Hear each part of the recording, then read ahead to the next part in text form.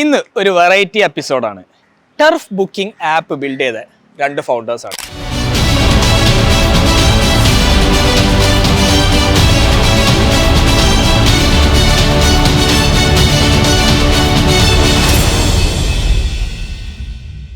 ആദ്യം ഞങ്ങൾ മലബാറുകാർ ടർഫ് തേടി അലേണ്ടതാണ് ഫസ്റ്റ് ഞങ്ങൾ ക്യാമ്പയിൻ കൊടുത്തിട്ടുണ്ട്.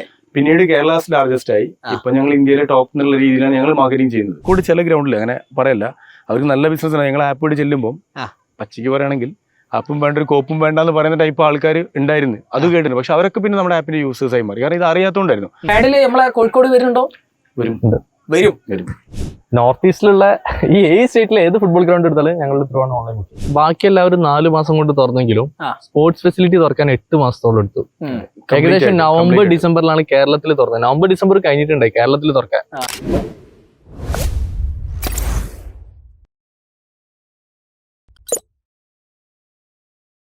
ഇന്ന് ഒരു വെറൈറ്റി എപ്പിസോഡാണ്. എങ്ങനെ നമുക്കൊരു ടെക് സ്റ്റാർട്ടപ്പ് ഉണ്ടാക്കാം. നമ്മളെ കൂടെ ഉള്ളത് ടർഫ് ബുക്കിംഗ് ആപ്പ് ബിൽഡ് ചെയ്ത രണ്ട് ഫൗണ്ടേഴ്സാണ്. ടർഫ് ബുക്കിംഗ് എന്ന് പറഞ്ഞാൽ പോരാ, ഇപ്പം എന്ത് തരം ഗെയിമും അതിന് വേണ്ട ഗ്രൗണ്ട് നിങ്ങൾക്ക് ബുക്ക് ചെയ്യാൻ പറ്റിയൊരു ആപ്പ് ഉണ്ട്. അതാണ് പ്ലേ സ്പോർട്സ്. പ്ലേ സ്പോർട്സിൻ്റെ അംജദും ഷംനാസുമാണ് നമ്മളെ കൂടെ ഉള്ളത്. ബാക്കി നമുക്ക് ടർഫിൽ നിന്ന് സംസാരിക്കാം. So welcome to the show. എവിടെ നിന്നാണ് നിങ്ങൾ തുടങ്ങുന്നത്? നിങ്ങൾ രണ്ടുപേരും കോളേജ് ബാച്ച്മേറ്റ്സ് ആണോ? സീനിയർ ആണ്. ഓക്കെ. അപ്പൊ കോളേജിൽ തുടങ്ങിയ സ്റ്റാർട്ടപ്പ് ആണോ? കോളേജിൽ തുടങ്ങിയല്ല, അവൻ റാഗ് ചെയ്ത് തുടങ്ങിയതാണ്. റാഗ് ചെയ്തപ്പോൾ ഉള്ള പരിചയമാണ്. ഓക്കെ. നിങ്ങൾ പറഞ്ഞ പോലെ 10 ദിവസം കൊണ്ട് നിങ്ങളെ കൊണ്ട് ഞങ്ങൾ ഷോപ്പിഫൈ സ്റ്റോർ ഉണ്ടാക്കിക്കും. Your own online store done by you. അതിന്റെ ഡീറ്റെയിൽസ് താഴെ ഡിസ്ക്രിപ്ഷനിലുണ്ട്. Check it out. ആര് സ്റ്റാർട്ട് ചെയ്താലും പ്രശ്നമല്ല. അംജദ് തുടങ്ങിക്കോ. കോളേജ് ലൈഫ് എന്ന് പറയുമ്പോൾ കോളേജിലും ഓണ്ടർപ്രണർഷിപ്പ് എന്ന് പറയുന്ന സാധനം ഭയങ്കര താല്പര്യമുള്ള കൂട്ടത്തിൽ തന്നെ ആയിരുന്നു.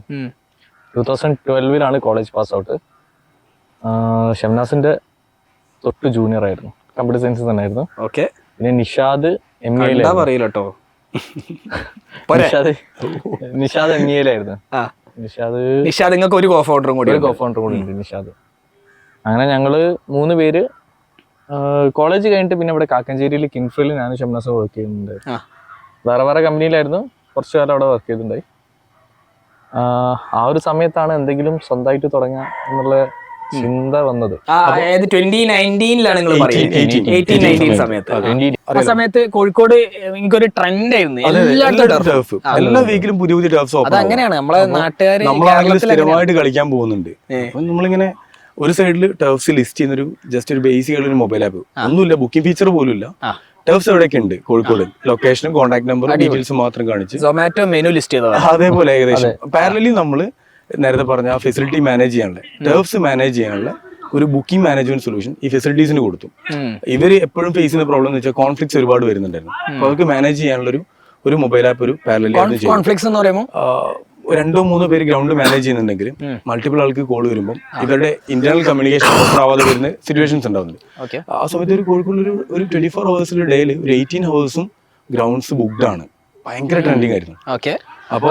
ഒരേ ടൈം പീരീഡിൽ 2-3 ബുക്കിംഗ് കൊടുത്തു. പാർട്ട്നേഴ്സ് തമ്മിലുള്ള കമ്മ്യൂണിക്കേഷൻ അല്ലെങ്കിൽ സ്റ്റാഫ് ടീം അവിടെ മാനേജ് ചെയ്യുന്ന അങ്ങനത്തെ കുറെ പ്രോബ്ലംസ്. നമ്മുടെ ഈ സൊല്യൂഷൻ ഭയങ്കര ഫിറ്റ് ആയിരുന്നു അവർക്ക്. അത് നമ്മളൊരു സെല്ലിൽ കൊടുത്തു. ഇത് റൺ ചെയ്ത് തുടങ്ങിയപ്പോൾ ഞങ്ങൾ അതിലേക്ക് ഓൺലൈൻ ബുക്കിംഗ് കൂടെ ഇന്റഗ്രേറ്റ് ചെയ്തു. കംപ്ലീറ്റ് സിസ്റ്റം കഴിയാനോ അങ്ങനെയൊന്നും ഞങ്ങൾ വെയിറ്റ് ചെയ്തിട്ടുണ്ടായിരുന്നില്ല. അതായത് അപ്പോഴത്തേക്ക് ലീൻ സ്റ്റാർട്ടപ്പ് ബുക്ക് വായിച്ചിരുന്നോ? ഇല്ല, അപ്പോഴും വായിച്ചിട്ടില്ല. കൊണ്ടുപിടിച്ചാണ്, ഫുള്ള് കൊണ്ടുപിടിച്ചു. ആക്ച്വലി ഷാൻ സജസ്റ്റ് ചെയ്തിട്ടാണ് വായിക്കുന്നത്. ഞാനാണല്ലേ നിങ്ങൾ വായിക്കാൻ അവിടെ നേരം ഏതെങ്കിലും ടേഫ് തുടങ്ങി. ഞാൻ സ്റ്റാർട്ടപ്പ് മിഷനിൽ വരുമ്പോ എനിക്ക് ഭ്രാന്താവും. അമ്മാര് സമയം കളയാണല്ലോ. പിന്നെ ഞാൻ എന്റെ പഴയ കാലം ആലോചിച്ചു. അല്ല, ഞാൻ ഷാന് കുറെ ബുക്സ് ആയിട്ട് വരുന്നു. ഞങ്ങൾക്ക് കുറെ ബുക്ക് പറയും, ഇത് ചെയ്യണം. അപ്പൊ ഏതായി തന്ന നമ്മളപ്പോഴത്തെ സമയം ഒരു സമയം കിട്ടിയാല് അപ്പൊ വണ്ടി എടുത്ത് കോഴിക്കോട് അങ്ങാടിയിലേക്ക് ഇറങ്ങാം. എവിടെങ്കിലും പുതിയ ടേഫ് വന്നിട്ടുണ്ടോ നോക്കാം. അതിങ്ങനെ പോകുമ്പോൾ മേലോടെ നോക്കാം. ഈ ലൈറ്റ് ഉണ്ടല്ലോ, ദൂരെ നോക്കിയാൽ കാണാൻ പറ്റും. കറക്റ്റ്. അങ്ങനെ ഞങ്ങള് ടേഫിനെയും ഈ കളിക്കുന്ന ആൾക്കാരെയും തമ്മിൽ കണക്ട് ചെയ്തു. കുഴപ്പമില്ല, യൂസ് ചെയ്തവര് ഗ്രൗണ്ട് മാനേജ് ചെയ്യുന്നവർക്ക് നല്ല സപ്പോർട്ട് ഉണ്ടായിരുന്നു. ഒരു കുഴപ്പമില്ല എന്ന് പറഞ്ഞു. പിന്നെ നമ്മൾ ഓൺലൈൻ ബുക്കിംഗ് എന്നുള്ളൊരു കോൺസെപ്റ്റ് ഇവിടെ ഇങ്ങനെ നൈസായിട്ട് ഇന്റഗ്രേറ്റ് ചെയ്തു. വീക്കെൻഡിലേക്കൊക്കെ ബുക്കിംഗ്സ് വരാൻ തുടങ്ങി. കാരണം വീക്കെൻഡിൽ വെച്ചാൽ പെട്ടെന്ന് സ്ലോട്ട് ഫിൽ ആവും. കോഴിക്കോട് പോലത്തെ ഒരു സിറ്റിന്റെ പ്രത്യേകത വെച്ചാൽ ഫ്രൈഡേ സാറ്റർഡേ സൺഡേ ഭയങ്കര ഡിമാൻഡാണ്. അപ്പൊ അവിടെ ഓൺലൈൻ ബുക്കിംഗ് വർക്ക് ആയെന്ന് തുടങ്ങി. പിന്നെ കുഴപ്പമില്ല. അപ്പൊ ഞങ്ങളിങ്ങനെ പിന്നെ എക്സ്പാൻഷൻ വേറെ സിറ്റിയിലേക്കൊക്കെ, പിന്നെ എല്ലായിടത്തും ടർഫ് വരാൻ തുടങ്ങി. കേരളത്തിൽ മുഴുവൻ ടർഫ്സ്. കോഴിക്കോട് കഴിഞ്ഞ് ഞങ്ങൾ കണ്ണൂരും മലപ്പുറം സ്റ്റാർട്ട് ചെയ്ത് പാരലി, അതേപോലെ ട്രിവാൻഡ്രത്ത് സ്റ്റാർട്ട് ചെയ്തു, ടെക്നോ പാർക്ക് ഏരിയയിൽ സ്റ്റാർട്ട് ചെയ്തു. അങ്ങനെ പിന്നെ കേരളം മുഴുവൻ നമുക്ക്. പക്ഷെ ഇതൊക്കെ കോവിഡിന് മുമ്പാണ്. ഒക്കെ കോവിഡ്. ഈ കോവിഡ് കഥ വരാൻ കിടക്കുന്നേ ഉള്ളൂ. ആ സമയത്ത് നിങ്ങൾ റവന്യൂ ഉണ്ടാക്കി തുടങ്ങിയോ? സർവീസ് ബിസിനസ്സിനാണോ റവന്യൂ, അല്ലെങ്കിൽ പ്രൊഡക്റ്റിന് റവന്യൂ വന്നു തുടങ്ങിയോ? പ്രൊഡക്റ്റിൽ ഞങ്ങൾ സ്പോർട്സ് കൃത്യമായിട്ട് പറഞ്ഞാല് 2018 നവംബറിൽ തുടങ്ങി കഴിഞ്ഞിട്ട് 2019 ഏപ്രിൽ മുതൽ റവന്യൂ ജനറേറ്റ് ചെയ്യാൻ തുടങ്ങി. റവന്യൂ ജനറേറ്റ് ആദ്യം ഞങ്ങൾ പേയ്മെന്റ് ചെയ്യാതെ ആൾക്കാർ ബുക്ക് ചെയ്തോട്ടെ, simply cash on delivery model, pay to venue എന്നുള്ള മോഡൽ ഒരു ബുക്കിംഗ് സിസ്റ്റം വെച്ചു, കംഫർട്ട് ആവാൻ വേണ്ടി. ഒരു ഏപ്രിൽ ആയപ്പോൾ ഞങ്ങൾ പേയ്മെന്റ് ഇന്റഗ്രേറ്റ് ചെയ്തോടെ, റിസർവേഷൻ കുറച്ചുകൂടെ ജെന്യൂൻ ആക്കാൻ വേണ്ടിയിട്ട് കറക്റ്റ് പേയ്മെന്റ് ചെയ്തിട്ട് ആ ഏപ്രിൽ മെയ് മുതൽ നമുക്ക്. പക്ഷെ അതുവരെ നിങ്ങൾ എല്ലാവർക്കും ഫ്രീ കൊടുത്ത്? അല്ല, ബുക്കിംഗ്സ് എല്ലാം ഫ്രീ ആയിട്ട്, ബുക്കിംഗ്സ് ഫ്രീയും പിന്നെ ടർഫ് മാനേജ്മെന്റും ഫ്രീ ആയിരുന്നു. അതെ, ഫ്രീ ആയിട്ട് ഇപ്പോഴും ഫ്രീ ആണ്. ചെറിയ മോഡൽ ഉണ്ട്, അതൊരു മിനിമം റവന്യൂ മീറ്റ് ചെയ്യാത്ത ഗ്രൗണ്ടുകൾക്ക് ഒരു മന്ത്ലി ചെറിയൊരു സാസ് ഫീ, നമ്മുടെ എക്സ്പെൻസ് മീറ്റ് ചെയ്യാം. കറക്റ്റ്, മനസ്സിലായി. അപ്പൊ നിങ്ങൾ അത് ചെയ്ത് ഏപ്രിലിൽ ചെയ്ത്, ഏപ്രിൽ 2020 ഏപ്രിൽ ആയപ്പോഴത്തേക്കാണ് റവന്യൂ. ഓക്കെ, ഗെയിം വിട്ടിട്ടുള്ള ഒരു പരിപാടിയും ഇല്ല. അതുകൊണ്ട് ആൾക്കാർ ഇവിടെ ഫുട്ബോൾ കളിക്കാൻ വന്നിട്ടുണ്ട്, അവർക്ക് വിട്ടുകൊടുത്തിരിക്കുകയാണ് ഗ്രൗണ്ട്. പക്ഷേ ബുക്ക് ചെയ്തത് ഒരു പ്ലേ സ്പോർട്സിലാണ് ബുക്ക് ചെയ്തത്. അപ്പൊ കാശ് പോവും ഇവരെ, അത് നമ്മൾ സമ്മതിക്കും. അവർക്ക് പ്രയോറിറ്റി കൊടുക്കണം. ആൾക്കാരെ ഗ്രൗണ്ടിലേക്ക് കൊണ്ടുവരാൻ നമ്മൾ നോക്കുന്നത്. നമുക്ക് ഗ്രൗണ്ട് ഒന്ന് ബ്ലോക്ക് ചെയ്ത് വെച്ചൂടെ? നമ്മളെ ഷൂട്ടല്ലേ കളിക്കാൻ. Revenue first. ഓക്കെ, അപ്പൊ നിങ്ങള് മലബാർ മൊത്തം എക്സ്പാൻഡ് ചെയ്തു അല്ലേ? 18 നവംബറിൽ സ്റ്റാർട്ട് ചെയ്തൊരു 19 പകുതിയൊക്കെ ആയപ്പോഴേക്കും മലബാർ കഴിഞ്ഞ് ഞങ്ങൾ സൗത്തിലേക്ക് സ്റ്റാർട്ട് ചെയ്തു. സൗത്തിൽ പറയുകയാണെങ്കിൽ ട്രിവാൻഡ്രം സ്റ്റാർട്ട് ചെയ്തിട്ട് തൊട്ടുപുറകെ തന്നെ കോട്ടയത്ത് നമ്മൾ ഗ്രൗണ്ട് സ്റ്റാർട്ട് ചെയ്തു. കോട്ടയത്ത് നമ്മൾ ലോഞ്ച് ചെയ്യുമ്പോൾ ഞങ്ങൾ അവിടെ ക്യാമ്പയിൻ ചെയ്തത് അന്ന് മുഹമ്മദ് സല കത്തി നിൽക്കുന്ന സമയം. അപ്പൊ സലേനൊരു കോട്ടയം കുഞ്ഞച്ചൻ, അതെ സലേനൊരു കോട്ടയം കുഞ്ഞച്ചൻ സ്റ്റൈലിൽ ഒരു ഷാളൊക്കെ ഇടിപ്പിച്ചിട്ട് കോട്ടയത്തിന്റെ ആ സർക്കിളൊക്കെ വെച്ചിട്ടൊരു ഡിസൈനൊക്കെ ക്രിയേറ്റ് ചെയ്തിട്ട് ഞങ്ങൾ ഷെയർ ചെയ്തു. കോട്ടയത്തെ ഡെക്കാത്തലോണിന്റെ അടുത്താണ് ആ ഗ്രൗണ്ട് വന്നത്, ആൻഫീൽഡ് എന്ന ഗ്രൗണ്ടിന്റെ പേര്, തെല്ലകത്ത്. ഭയങ്കര റെസ്പോൺസ് ആയിരുന്നു. അപ്പൊ നമുക്ക് മനസ്സിലായി ഇത് മലബാറിൽ മാത്രം ഒതുങ്ങി നിൽക്കുന്ന സംഭവമല്ല, ഗെയിം എല്ലായിടത്തും വരുന്നുണ്ട്. ടെക്നോ പാർക്കിലൊക്കെ നല്ല ബുക്കിംഗ്സ് വരുന്നുണ്ട്. സൗത്തിൽ ട്രിവാൻഡ്രം ടെക്നോ പാർക്ക് ഏരിയയും പിന്നെ അതുപോലെ കോട്ടയത്ത് സ്റ്റാർട്ട് ചെയ്തു. ദെൻ കൊച്ചിയിൽ അപ്പോൾ ഞങ്ങളിങ്ങനെ ട്രൈ ചെയ്യുന്നുണ്ട്. പക്ഷേ കൊച്ചിയിൽ ഓൾറെഡി കുറേ ഗ്രൗണ്ട് ഞങ്ങളുടെ ഒരു കോമ്പറ്റീറ്റർ ആപ്പ് യൂസ് ചെയ്യുന്നുണ്ടായതുകൊണ്ട് ഞങ്ങൾ ഒന്ന് വെയിറ്റ് ചെയ്യുന്നുണ്ട് അവിടെ കൊച്ചിയിൽ. പക്ഷേ 2019 ലാസ്റ്റ് ആയപ്പോഴേക്കും കൊച്ചി ഞങ്ങൾ ഓൾമോസ്റ്റ് കവർ ചെയ്തു. പക്ഷെ അന്ന് ഞങ്ങൾ ചെയ്തുകൊണ്ടിരുന്ന കാര്യം എന്ന് വെച്ചാൽ ഞങ്ങൾ ഇവിടെ ഇരുന്ന് ഹാൻഡിൽ ചെയ്യല്ല, ഞങ്ങൾ ട്രാവൽ ചെയ്യും.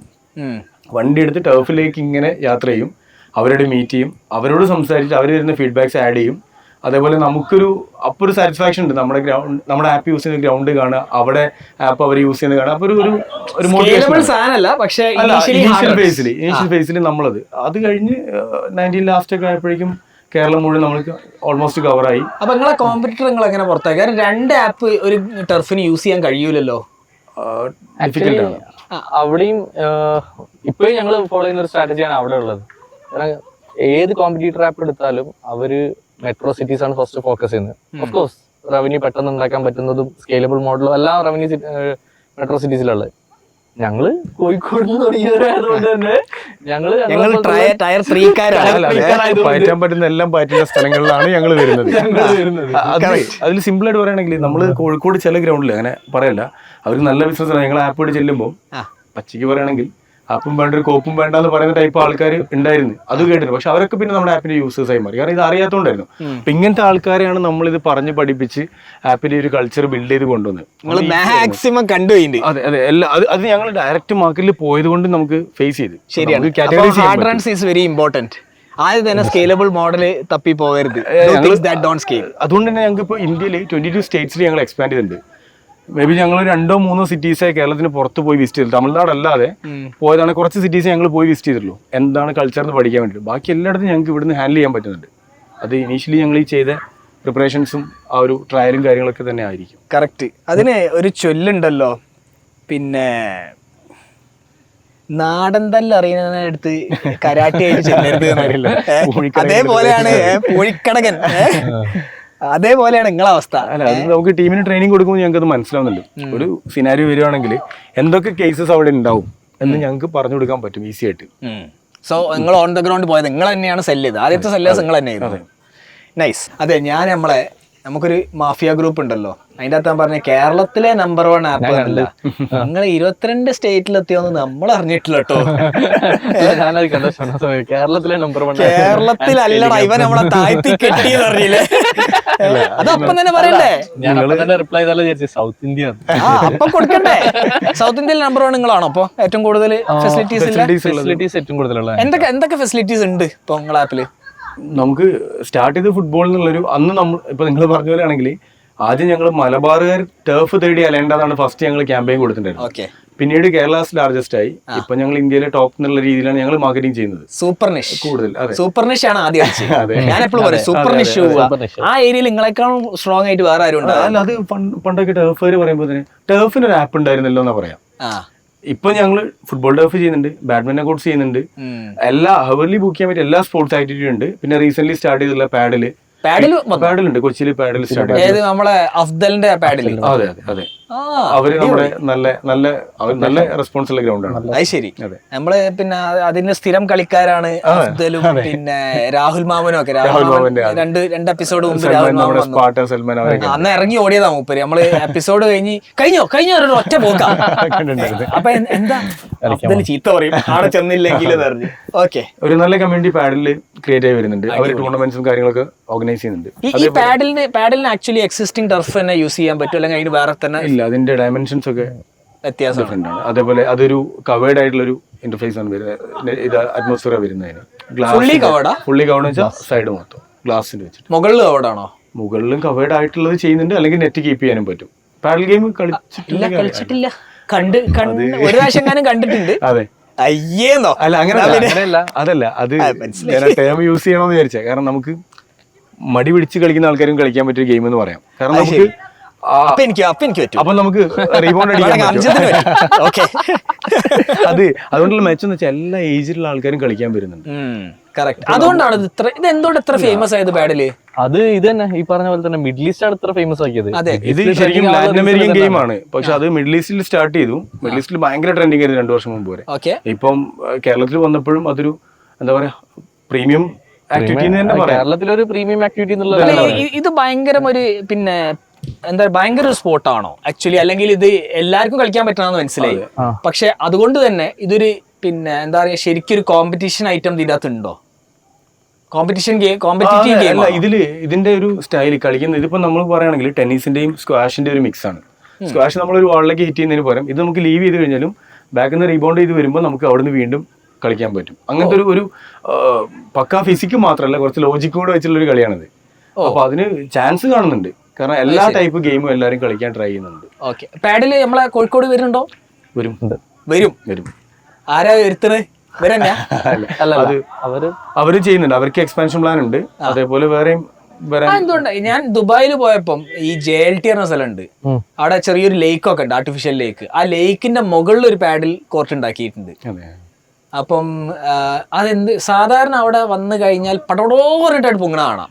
പക്ഷെ ഇപ്രാവശ്യം പാഡിലിന് ആ ഒരു ഇത് കണ്ടില്ല, ആ ഒരു ട്രെൻഡ് കണ്ടില്ല. ദുബായിലുണ്ട്, പക്ഷെ നമ്മളെ നാട്ടിലൊന്നും വന്നിട്ടില്ലല്ലോ. നാട്ടില് ഇപ്പം ഒരു സൈഡിലൂടെ ആൾക്കാർ ചെയ്തു തുടങ്ങിയിട്ടുണ്ട്. ഒരാള് കോഴിക്കോട് ചെയ്താൽ മതിയാവും, അത് മൊത്തം മലബാറിൽ വരാന്. ഇതിപ്പോ കൊച്ചിയിലായതുകൊണ്ടായിരിക്കും അവര് തന്നെ ആ ടീം തന്നെ എക്സ്പാൻഡ് ചെയ്യാൻ പ്ലാൻ ഉണ്ട്. പിന്നെ ഒരു പിക്കിൾ ബോൾ ഗെയിം വരുന്നുണ്ട്. അതിപ്പം കേരളത്തിൽ സ്റ്റാർട്ട് ചെയ്തില്ല, പക്ഷെ അത് നമുക്ക് പറയുകയാണെങ്കിൽ തമിഴ്നാട്ടിലാണെങ്കിലും പിന്നെ മിഡ് റീജിയൻ സ്റ്റേറ്റ്സിൽ മഹാരാഷ്ട്രയിലും ഗുജറാത്തിലും മധ്യപ്രദേശിലൊക്കെ നല്ല രീതിയിൽ റീച്ച് ആവുന്നുണ്ട്. ബേസിക്കലി സ്പോർട്സ് ഒരു സ്റ്റാർ ആയി വരുന്നുണ്ടല്ലേ നമ്മളെ നാട്ടില്. ഇപ്പൊ മേഘാലയയിൽ നമുക്ക് ടർഫ് സ്റ്റാർട്ട് ചെയ്തിട്ടുണ്ട്. മേഘാലയ നോർത്ത് ഈസ്റ്റിലെ ഞങ്ങൾ മാത്രമേ ഉള്ളൂ എന്ന് പറയാം. നോർത്ത് ഈസ്റ്റിലെ 7 സ്റ്റേറ്റ്സിൽ ഞങ്ങൾക്ക് അത്യാവശ്യം നല്ല രീതിയിൽ പ്രസൻസും ഉണ്ട്. നോർത്ത് ഈസ്റ്റിലുള്ള ഈ 7 സ്റ്റേറ്റിൽ ഏത് ഫുട്ബോൾ ഗ്രൗണ്ട് എടുത്താലും ഞങ്ങൾ ത്രൂവാണ് ഓൺലൈൻ ബുക്ക് ചെയ്യും. എന്നാ പിന്നെ പറയണ്ടോ ഗ്രൂപ്പില് ഞാനിത് നിങ്ങളെ താത്തി കിട്ടിയ പോലെ. കാലിക്കറ്റ് FC കളിച്ചില്ലേ ഇപ്പം ഈ കേസിൽ കളിച്ച, അതിൽ കാലിക്കറ്റ് FCന്റെ വിങ് കളിച്ച തോയ് സിംഗ് ആള് 3 വർഷമായിട്ട് ആളുടെ ഗ്രൗണ്ടില് ആള് മണിപ്പൂരിൽ പോയി കഴിഞ്ഞാല് പ്രാക്ടീസ് ചെയ്യുന്ന ഗ്രൗണ്ട് ആളുടെ ഓൺ ഗ്രൗണ്ട് ആണ്. അത് കംപ്ലീറ്റ് പ്ലേ സ്പോർട്സ് വഴിയാണ് കണ്ടിരുന്നത് 3 വർഷമായിട്ട്. അവൻ കോഴിക്കോട് വന്ന് ഞങ്ങൾ വിളിച്ചിട്ട് ഞങ്ങൾ പോയി മീറ്റ് ഒക്കെ ചെയ്തിട്ടുണ്ടായിരുന്നു. അപ്പൊ അങ്ങനെ കുറെ ബ്ലാസ്റ്റേഴ്സിന്റെ പ്ലേയേഴ്സ് ഉണ്ടായിരുന്നു, ISL പ്ലേയേഴ്സും കുറെ ആൾക്കാർ ഇങ്ങനെ ഫെസിലിറ്റി റൺ ചെയ്യുന്നുണ്ട്. അവര് ഞങ്ങളുടെ പാർട്ട്നേഴ്സ് ആണ്, വെന്യൂ പാർട്ട്നേഴ്സ് ആണ്. കുറെ കാര്യങ്ങളായിട്ട് പ്രദീപ് NP പ്രദീപിന്റെ ഗ്രൗണ്ട് നമ്മുടെ ആപ്പ് യൂസ് ചെയ്യും. അതേപോലെ ISSK എന്ന് പറഞ്ഞിട്ട് കേരളത്തിൽ ഇതേപോലെ സ്പോർട്സ് മിനിസ്റ്റർ അബ്ദുറഹ്മാൻ സാറിനെ മുൻകൈ എടുത്തിട്ട് ഒരു സ്പോർട്സ് കോൺഫറൻസ് നടത്തിയിരുന്നു. അപ്പൊ അതില് ഞങ്ങളോട് ഒരു സെഷൻ തന്നെ അവതരിപ്പിക്കാൻ വേണ്ടി പറഞ്ഞിരുന്നു. ഇനി അതായത് ടർഫുകാർക്ക് ഇനി കേരളത്തിൽ എങ്ങനെ ടർഫിന്റെ റവന്യൂ ജനറേറ്റ് ചെയ്യാൻ വേണ്ടി പറ്റും, അതേപോലെ ഞങ്ങളൊരു സെഷൻ തന്നെ എടുത്തിരുന്നു. ശേഷം 3 ദിവസം അടിപൊളി പരിപാടി. ബേസിക്കലി ഗവൺമെന്റ് ഭയങ്കര സപ്പോർട്ടിംഗ് ആണ്. നിങ്ങൾ സ്റ്റാർട്ടപ്പ് വില്ലേജിൽ വന്നു, സ്റ്റാർട്ടപ്പ് മിഷൻ വന്നു, അത് കഴിഞ്ഞ് സ്പോർട്സ് മിനിസ്റ്റർ നിങ്ങളെ സപ്പോർട്ട് ചെയ്യുന്നു. ഓക്കെ, ആക്ച്വലി അത് സത്യം പറഞ്ഞാൽ lucky to be in Kerala എന്ന് വേണമെങ്കിൽ പറയാം. അടിപൊളി. നമ്മളെ മൊത്തം ഐഡിയ പറഞ്ഞാൽ കേരളത്തിന് അങ്ങനെ സ്റ്റാർ ആക്കുക എന്നില്ല, കേരളത്തിന് എക്കണോമി GDP വർദ്ധിപ്പിക്കുക എന്നില്ല നമ്മളെ ഉദ്ദേശം. അപ്പം പിന്നെ ഓക്കെ, നമ്മൾ ബാക്ക് ടു നമ്മൾ കുറച്ച് കാട് കയറിപ്പോയി, അത് പറഞ്ഞു ബാക്ക് ടു ദ ടോപ്പിക്. 2019 നിങ്ങൾ ഒരുവിധം കേരളം മൊത്തം തൂത്തുവാരി. അത് കഴിഞ്ഞിട്ട് കോവിഡ് വന്നു. What happened? March 23 Covid lockdown വന്ന് എല്ലാവരും വീട്ടിലേക്ക് പോയി. ഞങ്ങളിങ്ങനെ ആലോചിച്ച് എന്ത് ചെയ്യണമെന്ന്, മുന്നോട്ട് പോകണോ എന്ത് ചെയ്യണം എന്നുള്ളത്. ഫസ്റ്റ് ദിവസങ്ങളിലൊക്കെ ഹരായിരുന്നു, എല്ലാവർക്കും ഹരായിരുന്നല്ലോ. ഫസ്റ്റ് വീക്കിലൊക്കെ അത് എല്ലാവർക്കും ഭയങ്കര ഹരായിരുന്നു. ലീവാണല്ലോ, ഫൗണ്ടേഴ്സിന് അത്ര ഹരം ഉണ്ടാവാൻ സാധ്യത കുറവാണ്. അത് ഞങ്ങൾ ഇത്ര പ്രതീക്ഷിക്കുന്നില്ല. ഒരാഴ്ച കഴിഞ്ഞാൽ പക്ഷെ അപ്പൊ ഞങ്ങൾക്ക് ചെറിയൊരു പ്രശ്നം ഉണ്ടായിരുന്നു. ഞങ്ങള് ആ ഒരു April-May സമയത്ത് ഒരു ഫേമസ് ക്ലബ്ബുമായിട്ട് അസോസിയേറ്റ് ചെയ്തിട്ട് അക്രോസ് കേരള ഒരു ടൂർണമെന്റ് നടത്താൻ പ്ലാൻ ചെയ്തിട്ടുണ്ടായിരുന്നു. അതിനുവേണ്ടി കുറച്ച് പ്രിപ്പറേഷൻസ് സ്റ്റാർട്ട് ചെയ്തു. ഫെസിലിറ്റീസിനൊക്കെ ഒന്ന് സെറ്റാക്കി വന്ന് രണ്ടുപേരെ ഹയർ ചെയ്തിട്ടുണ്ടായിരുന്നു. അത് ആ ടൂർണമെന്റ് ഓർഗനൈസ് ചെയ്യാൻ കേരളത്തിലൊരു 100 ഫെസിലിറ്റി നമ്മളെക്കാളും നമ്മളെടുക്കില്ല. ഒരു 100 ഫെസിലിറ്റീസിൽ നോർമലാണ്. അല്ല, അപ്പൊ ഉണ്ടായൊരു ചെറിയൊരു കൺഫ്യൂഷൻസ്. അതായത് ഞങ്ങൾ അതിനുള്ള എല്ലാ പ്രിപ്പറേഷനും ആയി. ഒരു സോൺ വൈസ് സ്പ്ലിറ്റ് ചെയ്ത് ഇവന്റ് നടത്തുക, അതിന്ന് വരുന്ന ആൾക്കാർ ആ ക്ലബിന്റെ ട്രയൽസിലേക്ക് നമുക്ക് റെഫർ, അങ്ങനെ കുറെ പ്ലാൻസ് ഒക്കെ ഉണ്ടായിരുന്നു. അപ്പൊ അത് സ്റ്റക്ക് ആയ കുറച്ച് ബുദ്ധിമുട്ടുകളൊക്കെ ഞങ്ങൾ ഫേസ് ചെയ്തു. പിന്നെ ഞങ്ങള് 3 പേരും ഡെയിലി ആദ്യത്തെ ഒരു 1 വീക്ക് ഒക്കെ രസമായിരുന്നു. പിന്നെ നമ്മൾ ഡെയിലി ഈവനിങ് കോൾ വെക്കും, ഞങ്ങൾ 3 പേരും കോൾ ചെയ്യും, എന്ത് ചെയ്യും, എങ്ങനെ ചെയ്യും, എന്താക്കണം പ്ലാൻസ്, അങ്ങനെ ഞങ്ങൾ തന്നെ തീരുമാനിച്ചു.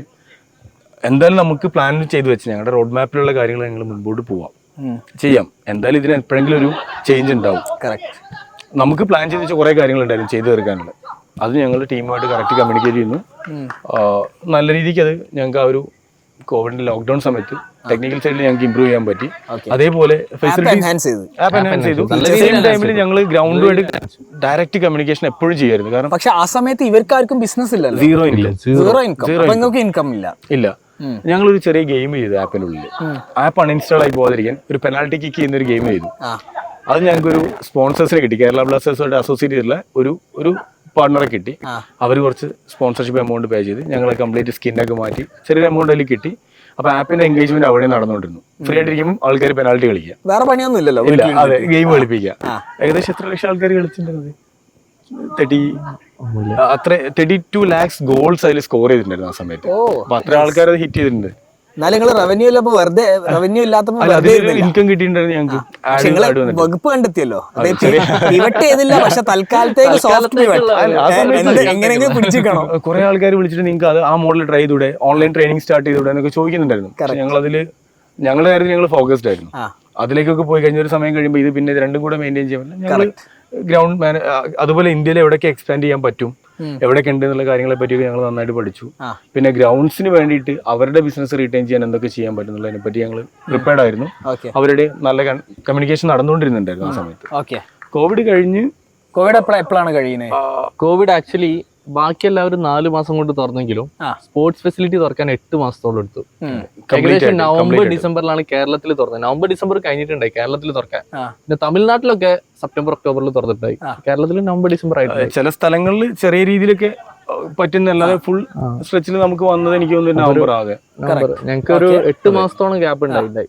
പിന്നെ എന്താ പറയാ, ആ ഒരു സമയത്ത് റിവെഞ്ച് ഷോപ്പിംഗ് എന്ന് പറയുന്നത് റിവെഞ്ച് പ്ലേയിങ് നടന്നോ? റിവെഞ്ച് പ്ലേയിങ് അല്ല, ആൾക്കാർ ഓൺലൈൻ ബുക്കിങ്ങിന് യൂസ്ഡ് ആയി. റിവെഞ്ച് ബുക്കിംഗ് ഓൺലൈൻ ബുക്കിംഗ് കുത്തനെ കൂടി. അത് ശരിക്കും അത് കോവിഡിന്റെ ശേഷമുള്ള മൊത്തം ബാക്കി എല്ലാവർക്കും ഈവൻ സ്വിഗ്ഗി സൊമാറ്റോ പോലും ആൾക്കാർ യൂസ്ഡ് ആയി, അടിച്ചു കയറി. 2020 ജാനുവരിയിൽ നടന്ന ചെയ്യാൻ പറ്റാണ്ട് ആൾക്കാർക്കൊക്കെ പ്രാന്തായി. 2020 ജാനുവരിയിൽ നടന്ന ഗെയിമിന്റെ നേരെ ഡബിൾ ആണ് ഞങ്ങൾക്ക് ആ ഇയർ എൻഡിലെ ഡിസംബറിൽ കിട്ടിയത്. 8 മാസം ക്ലോസ് ആയി നിന്നിട്ടും അപ്പോൾ കോമ്പറ്റീറ്റേഴ്സ് ഒക്കെ തീരുമാനമായി. കേരളത്തിൽ കേരളത്തിൽ ഓൾമോസ്റ്റ് തീരുമാനമായി കിട്ടി. പിന്നെ അതുപോലെ നല്ല റെസ്പോൺസ്. പിന്നെ ഫെസിലിറ്റീസ് ഇങ്ങോട്ട് വിളിച്ച് ജോയിൻ ചെയ്യുന്ന പോലെ പണ്ട് നമ്മൾ അതോടുകൂടി എല്ലാവരും ഓൺലൈൻ പഠിച്ചു. അതൊരു നല്ല അഡ്വാൻറ്റേജ് ആയിരുന്നു. പേയ്മെന്റ്സ് നന്നായിട്ട് നടക്കുക. എല്ലാവരും ഗൂഗിൾ പേ, ഫോൺ പേ യൂസ് അതിന്റെ തൊട്ട് മുന്നേ എല്ലാവർക്കും ഓൺലൈൻ പേയ്മെന്റ് ചെയ്യാൻ പേടിയായിരുന്നു. പക്ഷെ ആ കോവിഡ് നമ്മൾ ഉണ്ടാക്കിയാണോ അതും പറയാൻ പറ്റില്ല. അല്ല, അത് നമ്മൾ കട്ട് ചെയ്യേണ്ടി വരും കേട്ടോ. പേടിഎമ്മിൽ പോലും പറയുന്നില്ല. പേടിഎം ആ ഡിമോണിറ്റൈസേഷന്റെ സമയത്ത് ചെയ്തെങ്കിലും അവർക്ക് ഏറ്റവും കൂടുതൽ ഇത് കിട്ടിയത് കോവിഡിന്റെ സമയത്താണ്. ശരിയാണ്. ഓക്കെ, അപ്പൊ പിന്നെ ഡിസംബർ ഒക്കെ ആയപ്പോഴത്തേക്ക് നല്ല ബുക്കിംഗ് വന്നു തുടങ്ങി. കേക്കട്ടെ, അപ്പോഴത്തേക്ക് എല്ലാരും പിരിച്ചു വിട്ടിരുന്നോ? എംപ്ലോയീസ് ഇല്ല, ടീമിനോട് നമ്മള് ഒന്ന് കട്ട്. അല്ല, നമ്മൾ പറഞ്ഞതിൽ മാറിപ്പോയി. നമ്മള് ടീമിനോട് സംസാരിച്ചത് ഇങ്ങനെയായിരുന്നു: ഞങ്ങൾ ഇതുമായിട്ട് മുന്നോട്ട് പോകുന്നുണ്ട്, നിങ്ങൾക്ക് നമ്മളെ കൂടെ നിൽക്കാം. ഫസ്റ്റ് വേവില് എല്ലാരും തന്നെ കൂടെ നിന്നുണ്ടായി. അപ്പൊ അത് ആ സമയത്ത് നമുക്ക് എല്ലാവരുടെ പേയ്മെന്റും കംപ്ലീറ്റ് ചെയ്യാൻ അപ്പൊ പറ്റിയിട്ടുണ്ടായി. പിന്നീട് നമ്മൾ ക്ലിയർ ചെയ്യുന്നുണ്ടായി. പക്ഷെ ടീം കംപ്ലീറ്റ് ആയിട്ട് നമ്മളെ കൂടെ വന്നു. ഫുൾ ടീം, ഒരു റെസിഗ്നേഷൻ പോലും ഉണ്ടായില്ല. ഞങ്ങൾ ആരും ടെർമിനേറ്റ് ചെയ്തിട്ടുണ്ടായില്ല. സെക്കൻഡ് വേവ് ആയപ്പോൾ ഞങ്ങൾ പിന്നീട് കോവിഡ് ഒരു വേവും കൂടെ വന്നില്ല. ആ സെക്കൻഡ് വേവ് അത് 2021 ആ ഇലക്ഷൻ കഴിഞ്ഞ ഏപ്രിൽ. അപ്പൊ ആ ടൈമിൽ നമ്മൾ വീണ്ടും ഒന്ന് കൺഫ്യൂസ്ഡ് ആയ സമയത്ത് വേറെ ഓപ്പർച്യൂണിറ്റി ഉണ്ടെങ്കിൽ പോകാൻ ആർക്കെങ്കിലും വേറെ എങ്ങനെ എന്തെങ്കിലും വരുന്നുണ്ടെങ്കിൽ നിങ്ങൾക്ക് ട്രൈ ചെയ്യാന്ന് പറഞ്ഞ് മാർക്കറ്റിംഗ് ടീമിലുള്ള 1-2 പേർക്ക് അവരുടെ ഫാമിലി സിറ്റുവേഷനും കാര്യങ്ങളെല്ലാം ഉള്ളതുകൊണ്ട് അങ്ങനെ കുറച്ച് പേർക്ക് അത് മാത്രമേ നമുക്ക് അങ്ങനെ ചെയ്യേണ്ടി വന്നില്ല. അല്ലാതെ കോവിഡിന്റെ പേരിൽ ഞങ്ങൾക്ക് ടീമിലൊന്നും വലിയ പ്രശ്നങ്ങൾ ഉണ്ടായിരുന്നില്ല. അത് മേ ബി അവർ ആ ഫോക്കസ് ടോപ്പ് ലെവൽ ടീം ഞങ്ങളുടെ കൂടെ ഉണ്ട്. Very nice. ടീമിനെ ഒരുമിച്ച് നിർത്തുക എന്നതിൽ നിങ്ങൾ ഭയങ്കരമായിട്ട് അഭിമാനിക്കണം. അത് സിമ്പിൾ അല്ല. കാരണം എല്ലാവരും they are also struggling with the founders അല്ലേ? ഓക്കെ, എന്നിട്ട് ബാക്കി അത് കഴിഞ്ഞിട്ട് കോവിഡ് തിരിച്ചു വന്ന് നിങ്ങൾ സെയിൽ വന്ന് സെക്കൻഡ് വേവ് വന്നു. സെക്കൻഡ് വേവിൽ കുറച്ച് വീണ്ടും കൺഫ്യൂസ്ഡ് ആയെങ്കിലും യു ആർ ഓക്കെ. പിന്നെന്തൊക്കെയാണത്? കോവിഡിന്റെ ടൈമിൽ, കോവിഡ് തൊട്ട് മുമ്പ് ഞങ്ങൾ UAE ജസ്റ്റ് സ്റ്റാർട്ട് ചെയ്തിട്ടുണ്ടായിരുന്നു. കോവിഡിന്റെ മുമ്പ് ദുബായിൽ. അത് നോർമലല്ലേ? കേരളത്തില് കോഴിക്കോട് തന്നെ ആയിക്കഴിഞ്ഞാൽ അടുത്ത ഡെസ്റ്റിനേഷൻ ദുബായി. ആക്ച്വലി അത് എല്ലാവരും കുറെ പേര് ഇങ്ങോട്ട് വിളിക്കും, നിങ്ങളെന്താ ദുബായിൽ തുടങ്ങാത്ത, നിങ്ങളെന്താ ദുബായിൽ തുടങ്ങാത്ത. നാട്ടുകാർ മൊത്തം ദുബായിലാണല്ലോ. നമുക്ക് ഈസിയാണ് കോഴിക്കോട് മാർക്കറ്റ് ചെയ്യാൻ പറ്റിയ പോലെ തന്നെ ചെയ്യാം. നല്ല റെസ്പോൺസ് ഉണ്ടായിരുന്നു. പക്ഷെ ആ സമയത്ത് ഉണ്ടായിരുന്ന ഫൈനാൻഷ്യൽ പ്രോബ്ലംസ് എല്ലാം കൂടെ നമുക്കൊന്ന് ടൈറ്റ് ആയി. എന്നിട്ട് കോവിഡിന്റെ സമയത്ത് 2 അക്യൂസിഷൻ ഓഫേഴ്സ് വന്നിട്ടുണ്ടായി കോവിഡിന്റെ സമയത്ത്. പക്ഷെ കോവിഡിന്റെ സമയത്ത് പോലും പറയാൻ ഉദ്ദേശിക്കുന്ന റേറ്റ് അറിയാലോ. അതിനായിട്ട് ഇത്ര കഷ്ടപ്പെടേണ്ട ആവശ്യമില്ല. കോവിഡിന്റെ സമയത്ത് 2 അക്യൂസിഷൻ ഓഫേഴ്സ് കുറച്ച് ബുദ്ധി കൂടി പോയതാണ്. നമുക്ക് ബുദ്ധി ഇല്ലാന്ന് വിചാരിച്ച് നമ്മളിതൊക്കെ കണ്ട് പയറ്റി തെളിഞ്ഞു വരുന്നില്ല. അവര് നല്ല ഓഫറുകളുമായിട്ട് വരാം. അത് നമുക്ക് പക്ഷെ ഞങ്ങൾ നോക്കുമ്പോൾ നമുക്ക് ഇതിന് മുൻപോട്ട് ഇനിയും പോകാൻ പറ്റും. കുറെ ദൂരം ചെയ്യാൻ പറ്റും. കറക്റ്റ്. ഓക്കെ, അങ്ങനെ അപ്പൊ ദുബായ് നിങ്ങൾ ഷട്ട് ഡൗൺ ചെയ്തിരുന്നു. ദുബായിലെ പ്ലാറ്റ്ഫോം ക്ലോസ് ചെയ്തു, ഓൺലൈൻ ബുക്കിംഗ് സിസ്റ്റം ക്ലോസ് ചെയ്തു. പക്ഷെ വെന്യൂ മാനേജ് ചെയ്യാനുള്ള സിസ്റ്റം ഇപ്പോഴും സ്റ്റിൽ റണ്ണിംഗ് ആണ്. എത്ര ആൾക്കാർ? അവിടെ ഒരു 15 ഫെസിലിറ്റി. കാരണം അന്ന് റൺ ചെയ്ത് ഞങ്ങളെ ഫ്രണ്ട്സ് തന്നെയാണ്, അവരായിരുന്നു കമ്പനി രജിസ്റ്റർ ചെയ്തിരുന്നത്. അവര് കമ്പനിയൊക്കെ ഫ്രീ സോണിൽ ഒരു കമ്പനിയൊക്കെ രജിസ്റ്റർ ചെയ്തു. സത്യം പറഞ്ഞാൽ അവൻ ജോലിയൊക്കെ റിസൈൻ ചെയ്തിട്ടാണ് തുടങ്ങി. അവൻ ഇത് കേൾക്കുക.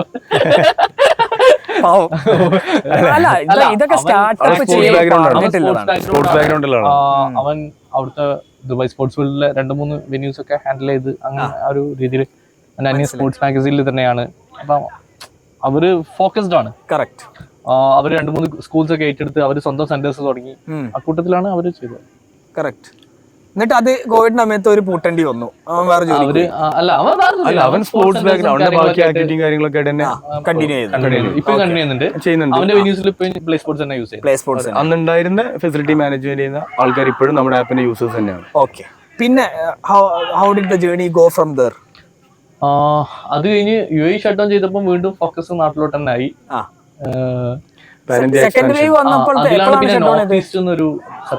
നല്ല ലീഡ് വന്നു. North east Manipur lead inbound ആയിരുന്നു. അല്ല, റഫറൽ എന്ന് പറഞ്ഞാൽ ഇൻബൗണ്ട് ആണ്. ഉണ്ടാക്കുന്നവരുണ്ടല്ലോ, അവരതിന്റെ കൂടെ പാക്കേജ്. അതെ, അതൊരു കേരള കമ്പനി ആയിരുന്നു. അപ്പൊ അവര് നമ്മളുടെ ആപ്പ് ട്രസ്റ്റഡ് ആയിട്ടുള്ള രീതിയിൽ അവർ നല്ല രീതിക്ക് റെക്കമെൻഡ് ചെയ്തു. ഇംഫാലാണ് സ്റ്റാർട്ട് ചെയ്തിട്ടുണ്ടായിരുന്നു. ഇംഫാലിൽ സ്റ്റാർട്ട് ചെയ്തു. അവർക്ക് നമ്മൾ നല്ല സർവീസ് കൊടുത്തു. നല്ല രീതിക്ക് അവർക്ക് ട്രെയിനിങ് കാര്യങ്ങൾ. അവർക്ക് അവിടുത്തെ ഒരു നല്ല ഹൈ പ്രൊഫൈൽ ഒരാളാണ്. അപ്പൊ അവരത് യൂസ് ചെയ്തപ്പം ഓട്ടോമാറ്റിക്കായിട്ട് ഇംഫാലിൽ ഞങ്ങളുടെ എക്സ്പാൻഷൻ സ്മൂത്ത് ആയി. പിന്നെ ഞങ്ങൾ പാൻ ഇന്ത്യ എക്സ്പാൻഷൻ എന്നുള്ള പ്ലാനിൽ തന്നെ ഓക്കെ. മണിപ്പൂർ കഴിഞ്ഞ് ഞങ്ങൾ പിന്നെ സ്റ്റാർട്ട് ചെയ്തു ആസാമിൽ ഗുവാഹത്തിയിൽ സ്റ്റാർട്ട് ചെയ്തു. ഇവിടെ നിങ്ങൾ പോയിരുന്നോ അല്ലെങ്കിൽ full online? ഇല്ല ഗുവാഹട്ടിയിൽ സത്യം പറഞ്ഞാല് ഞങ്ങള് STPI ഇല്ലേ, സോഫ്റ്റ്വെയർ ടെക്നോളജി പാർക്സ്, അവിടെ ഇൻക്യുബേഷൻ എടുത്തിരുന്നു 2 വർഷമായിട്ട്. പോണം പറയുന്നുണ്ട്, പക്ഷെ ഞങ്ങൾക്ക് പോണം പക്ഷെ പറ്റിയില്ലല്ലേ? തിരക്ക് കയറണം. 2 വർഷം കഴിഞ്ഞാൽ അവർ ഇൻക്യുബേഷൻ ഞങ്ങള് ഒരു ചേഞ്ച് ഞങ്ങൾക്ക് വന്നതെന്ന് വെച്ചാല്, അംജദാണെങ്കിലും ഞാനാണെങ്കിലും കുറെ ട്രിപ്പ് പോകുന്ന ടൈപ്പ് ആൾക്കാരായിരുന്നു. പക്ഷെ ഞങ്ങൾ ഇങ്ങനത്തെ ട്രിപ്പൊക്കെ ഇപ്പൊ ടേഫ് ബേസ്ഡ് ആയി. ഞാൻ കാശ്മീർ പോയപ്പോ അവിടെ ശ്രീനഗറിൽ ടേഫ് ഉണ്ട്, അങ്ങോട്ട് പോയി. എല്ലാവരും ദാലിലേക്ക് പോയപ്പോ ഞാൻ ടേഫിലുള്ളത്. അത് അങ്ങനെ ആയി. അപ്പൊ ഞങ്ങൾ അങ്ങനെ ബ്രെയിൻ അങ്ങനെ സെറ്റ് ആയി പോയി. അങ്ങനെ ആയി. പോകുന്ന വഴിക്ക് ടേഫ് ഉണ്ടോ നോക്കും, ഉണ്ടെങ്കിൽ അങ്ങോട്ട് കയറും. ആ ഒരു മോഡിലേക്ക് മാറി. നോർത്ത് ഈസ്റ്റ് പാൻ ഇന്ത്യ പോകാൻ തീരുമാനിച്ചു. നോർത്ത് ഈസ്റ്റ് നല്ല രീതിയിൽ ചെയ്യാൻ പറ്റും. പിന്നെ ഞങ്ങൾ ഇടയ്ക്ക് അവിടുന്ന് പിന്നെ ഇന്ത്യൻസിനെ, അതായത് രാജഗിരിയിലൊക്കെ നോർത്ത് ഈസ്റ്റിൽ കുറച്ച് വരുന്ന പിള്ളേരുണ്ട്, MBA ഒക്കെ പഠിക്കാൻ, MS പഠിക്കാൻ വരുന്നത്. അപ്പൊ അതിൽ 1-2 പേരെ സ്പോർട്സ് ക്രേസുള്ള ആൾക്കാരെ ഞങ്ങൾ ക്യാമ്പസ് പ്ലേസ്മെന്റ് വഴി ഇന്റേൺഷിപ്പ് മോഡൽ ചെയ്തു. അങ്ങനെയൊക്കെ ആ ലാംഗ്വേജ് ബാരിയർ ഒക്കെ ഞങ്ങളൊന്ന് മീറ്റ് ചെയ്തിട്ടുണ്ടായി. കുഴപ്പമില്ലാതെ പോയിട്ടുണ്ട്. പിന്നെ പറയുകയാണെങ്കിൽ മഹാരാഷ്ട്ര നോക്കി, മഹാരാഷ്ട്ര ട്രൈ ചെയ്യുന്നുണ്ട്. അവിടെ ഇപ്പോൾ കുഴപ്പമില്ലാതെ, അത് മെട്രോ ഏരിയ അല്ലാതെ ഒരുവിധം എല്ലാ സ്ഥലത്തും നമുക്ക് ചെയ്യാൻ പറ്റി. ജൽഗോൺ, ഔറംഗാബാദ്, കൊൽഹാപൂര്, പൂനെ, പിന്നെ അക്കോല, അങ്ങനെ കുറെ സ്ഥലങ്ങളിലേക്ക്. ഗുജറാത്തിൽ, സൂറത്തിൽ പല പേരുകൾ ഞാൻ ആദ്യമായിട്ട് പല സ്ഥലങ്ങൾ ഞങ്ങളും. ആദ്യമായിട്ട് മധ്യപ്രദേശിൽ മധ്യപ്രദേശിൽ ഞങ്ങൾ ജബൽപൂരും, പിന്നെ റൺ ചെയ്യുന്ന സ്ഥലം ഭീമരം എന്ന് പറഞ്ഞ സ്ഥലം. എനിക്ക് തന്നെ അറിയില്ല, ഞാൻ കേട്ടിട്ടില്ല. നൈസ്. അപ്പൊ നിങ്ങള് പിന്നെ ഇന്ത്യ മൊത്തം നിങ്ങൾക്ക് എത്ര ഫെസിലിറ്റി ഉണ്ട്? അപ്പൊ 1300. അപ്പൊ ഇപ്പം നിങ്ങൾ ഇന്ത്യയിലത്തെ ഏറ്റവും ലാർജസ്റ്റ് ആയോ? ഇല്ല, ഏറ്റവും ലാർജസ്റ്റ് പ്ലെയർക്ക് എത്ര ഉണ്ടാവും? 5000. ഓക്കെ. അത് ദുബായും കൂടി വരുമ്പോ സെറ്റ് ആവും. ദുബായിൽ ഇഷ്ടം പോലെ. ദുബായിൽ അറൌണ്ട് ഇപ്പം നമ്മളിപ്പോ പറഞ്ഞ ഇന്ത്യയിലെ ലാർജസ്റ്റ് പ്ലെയറിന് ദുബായിൽ 250, 250-300. ഇപ്പൊ കൃത്യമായ കണക്കുകൾ കയ്യിലുണ്ടല്ലേ? അവരുടെ കണക്ക് 50 venues ആണ്. 50 venues. ഈ കോമ്പറ്റീറ്റേഴ്സ് വരുന്നത് മെട്രോ സിറ്റീസ് നിന്നാണ്. അപ്പൊ അവിടെ ടർഫ് മാത്രമല്ല, ചെറിയ ചെറിയ ബാഡ്മിന്റൺ കോർട്സ് ഉണ്ടാവും, സ്നൂക്കർ ടേബിൾ ഉണ്ടാവും, ചെറിയ ചെറിയ ഗെയിമിംഗ് സെന്റേഴ്സ് ഉണ്ടാവും. അപ്പൊ ഇതൊക്കെ അവരുടെ കൗണ്ടിൽ കയറാണ്. കറക്റ്റ്. അങ്ങനെ വരുമ്പോൾ മെട്രോയിൽ അങ്ങനെ കുറെ ഫെസിലിറ്റീസ് ഉണ്ട്. അങ്ങനെയാണ് അവരുടെ കൗണ്ട് ഭയങ്കര കൂടുതൽ വരുന്നത്. നമ്മള് കുറച്ചുകൂടി ഹാർഡ് റൺസ് ആണ്, നിങ്ങളത് കുറച്ചും കൂടി സ്പ്രെഡ് ആയിട്ട് കിടക്കുകയാണ്. അത് ടിക്കറ്റ് സൈസും കൂടുതലാണ്. ടിക്കറ്റ് സൈസും കൂടുതലാണ്. ശരിയാണ്. ഓക്കെ. അപ്പം നിങ്ങളിപ്പം ഇന്ത്യ മൊത്തം എക്സ്പാൻഡ് ചെയ്തു. ആൻഡ് യു ആർ ഇനിയും ഇന്ത്യയിൽ എക്സ്പാൻഡ് ചെയ്യാൻ സ്ഥലങ്ങൾ ബാക്കിയുണ്ട്. ഇഷ്ടംപോലെ സ്ഥലങ്ങൾ ബാക്കിയുണ്ട്. ഇന്ത്യയിലത്തെ എല്ലാ സ്ഥലങ്ങളും അറിയണം. ഞങ്ങൾ നല്ല ഡാറ്റ റിസർച്ച് ചെയ്തിട്ടുണ്ട്. നമ്മൾ എല്ലാ സ്റ്റേറ്റിലും ഏതൊക്കെ സിറ്റീസിൽ പ്രസൻസ് നമുക്ക് ചെയ്യാൻ പറ്റും, അവിടെ എത്രത്തോളം ഫെസിലിറ്റീസ് ഉണ്ടെന്നതിനെ കറക്റ്റ് ഡാറ്റ. ഇനി പിന്നോട്ടില്ല കാല്. ഇല്ല, ഇനി എന്തിനാ പോകുന്നത്? ആണ്ടുപോയി.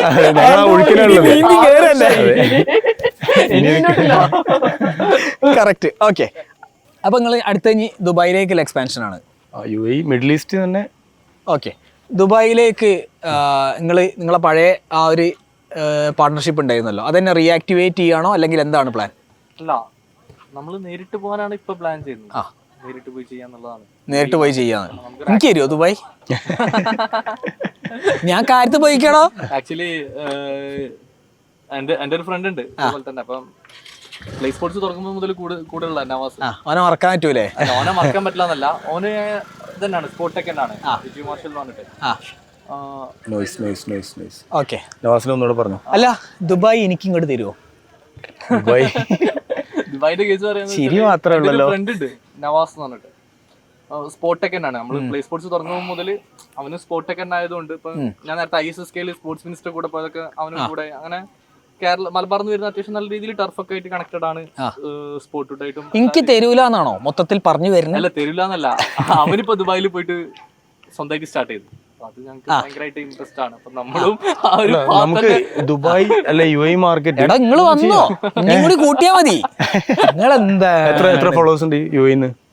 എത്ര ഫോളോവേഴ്സ് ഉണ്ട് നമുക്ക്? നിങ്ങൾക്ക് എത്ര വേണം? എത്ര ഉണ്ട്? എത്ര സ്പോർട്സിന്റെ ആൾക്കാരുണ്ട് നമുക്ക്? നിങ്ങൾക്കോ? അല്ല, നമ്മുടെ ചാനലിന്. നിങ്ങൾക്ക് എത്ര വേണം? എത്ര ഫോളോവേഴ്സ് നടന്ന് ഉണ്ടാക്കിയാൽ എനിക്ക് തരും. അപ്പൊ വേറെ ഡിസ്കസ് ചെയ്യാം ഓഫ്ലൈൻ. ഓക്കെ. എടാ ഈ ഭയങ്കരന്മാരട്ടോ, ഒരു വെറുതെ അല്ല അവന്മാർ അക്വസിഷൻ ഓഫർ വന്നിട്ടൊന്നും കൊടുക്കാത്ത തിരിഞ്ഞു കളിക്കുക. അക്വസിഷൻ ഓഫേഴ്സ്, അതിനെ കുറിച്ച് സംസാരിക്കുക. എത്ര വരെ പോയി ഓഫേഴ്സ്? അക്വിസിഷൻ ഓഫേഴ്സ് രണ്ടും വന്നത് കോവിഡിന്റെ സമയത്താണ്. കോവിഡിന്റെ സമയത്ത് രണ്ടും നമുക്കൊന്ന് അണ്ടർ വാല്യൂറ്റഡ് ആയിട്ടാണ് ഫീൽ ചെയ്തത്. നിങ്ങൾ എന്നാലും ഒരു വാല്യുവേഷൻ പറയും. കിട്ടിയ വാല്യുവേഷൻ ആക്ച്വലി ഫസ്റ്റ് വന്നത് ഞാൻ പറഞ്ഞില്ലേ, UAE പോയി എന്ന് പറഞ്ഞ പുള്ളി അവിടുന്ന് ഒരു അറബി എന്ന് പറയാൻ പറ്റില്ല, ടെക്നിക്കലി ഫലസ്തീനിയാണ്. അപ്പം അവന്റെ ഒരു കെയർ ഓഫിൽ വന്നതാണ്. 1 കോടി എത്തി വാല്യുവേഷൻ. അതിനുശേഷം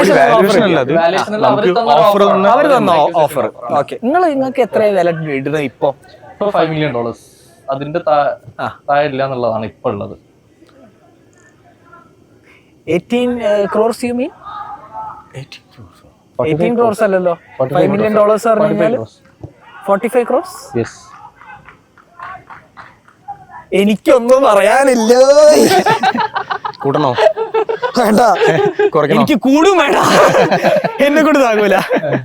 ഓക്കെ, ഇൻവെസ്റ്റ്മെന്റ് ഓഫേഴ്സ് ഇങ്ങനെ വരുന്നുണ്ട്. പക്ഷെ അത് ഞങ്ങൾ എപ്പോഴും ഫോക്കസ് ചെയ്യുന്നത് ഒന്നുകൂടെ സ്പോർട്സ് ഫോക്കസ്ഡ് ആയിട്ട്, അല്ലെങ്കിൽ ആ ഒരു ബാക്ക്ഗ്രൗണ്ട്, അല്ലെങ്കിൽ അതിലെന്തെങ്കിലും കോൺട്രിബ്യൂട്ട് ചെയ്യാൻ പറ്റിയ നല്ലൊരു ഇൻവെസ്റ്റ്മെന്റ് മാത്രം. അല്ലാതെ മനസ്സിലായി, ഈ ഒരു ചെറിയ ഇൻവെസ്റ്റ്മെന്റ് മോഡൽ.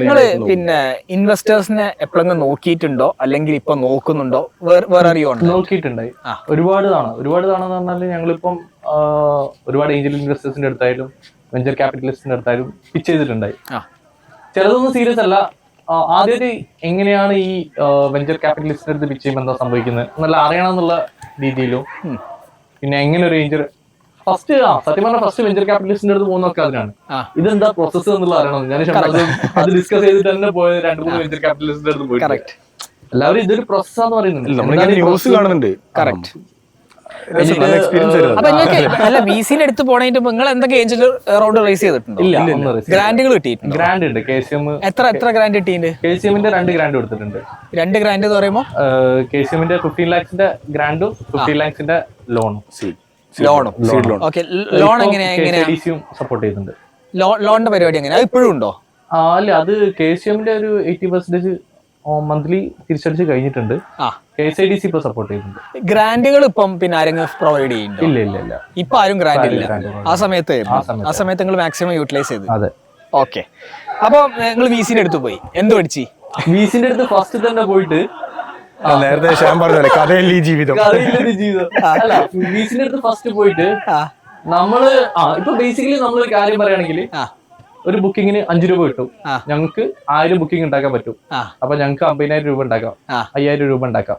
അല്ല, 50,000 രൂപ ഞങ്ങൾക്ക് 10,000 ബുക്കിംഗ് കിട്ടും, ഞങ്ങൾക്ക് 50,000 രൂപ ഉണ്ടാക്കാം എന്ന് പറയലല്ല ഒരു VC നോക്കുന്നത്. കറക്റ്റ്. നിങ്ങൾ ടോട്ടൽ അഡ്രസബിൾ മാർക്കറ്റ് എത്ര എന്നുള്ള സാധനം അവിടുന്ന്, അതായത് വലിയ മാർക്കറ്റ് ഇങ്ങോട്ട് തുടങ്ങണം എന്നുള്ള സാധനം ഞങ്ങൾ 2-3 VC-ന്റെ അടുത്ത് പോയി കഴിഞ്ഞിട്ടാണ് ഞങ്ങൾ പഠിക്കുന്നത്.